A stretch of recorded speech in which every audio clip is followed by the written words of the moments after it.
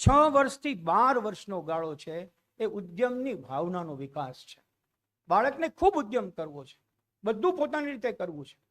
આપના જે શિક્ષકો છે અહીંયા બેઠા છે એને ખ્યાલ છે કે પ્રાથમિક શાળામાં જાય તે પહેલા બાળક ઈચ્છે છે કે મમ્મી પપ્પા છેક ક્લાસરૂમ સુધી મૂકવા આવે, પણ 5મા 6ઠામાં જ્યારે મમ્મી પપ્પા કહે કે તને સ્કૂલે છોડી જશું તો એને ગમતું નથી.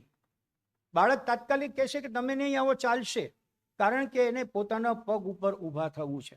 અને એ પગ ઉપર ઊભા થતી વખતે બુદ્ધિપૂર્વકના ઉદ્દીપક, intellectual support, tips, motivational tips એને બરાબર ટેકો કરે છે.